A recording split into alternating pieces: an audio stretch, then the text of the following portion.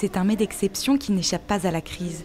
Le caviar de Neuvic, ce produit de luxe, a vu ses exports baisser de 30 à 50% depuis le confinement. Le principal impact de cette crise, ça a été tout simplement la fermeture pendant 3 mois de notre boutique de Paris, notre restaurant, notre tourisme, les restaurants de nos clients, un millier de restaurants, et puis l'export. Donc là, ça a été vraiment figé. Pourtant, depuis le début du mois de juillet, l'activité repart sur les chapeaux de roue dans l'entreprise. Là, par jour, on doit être à 500-600 boîtes par jour. Un redémarrage qui compense presque les pertes du confinement, grâce à la vente directe aux particuliers. Sur Internet, jusqu'à 5 fois plus de commandes ont été passées. Faut qu'il y en ait un qui attrape la queue et qui sert comme une brute, comme une botte, comme un sauvage, comme un étau.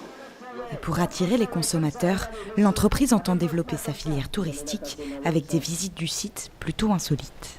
La boutique de Paris, ouais, je connaissais de nom, mais je savais pas qu'on pouvait visiter le domaine et se balader en tenir un dans ses bras. Et on attend la dégustation maintenant. Et ça bouge beaucoup comme poisson. Enfin, moi qui est intéressée au poisson, qui en est un chez moi, que ça mange des trucs comme ça, je savais pas. Pour l'instant, cette activité ne représente que 7% du chiffre d'affaires. Mais cette part pourrait grandir au vu des résultats de l'été. Malgré le Covid, finalement, on s'aperçoit qu'en juillet, on a un chiffre supérieur à juillet 2019. Donc c'est étonnant, mais alors on n'a pas eu la présence des tours opérateurs et des agences de voyage qui viennent avec des quarts de 55, mais ça a été très largement compensé par des petits groupes locaux français. Malgré la crise sanitaire, l'entreprise ne contrarie pas ses plans. Elle compte même ouvrir une seconde ferme à quelques kilomètres.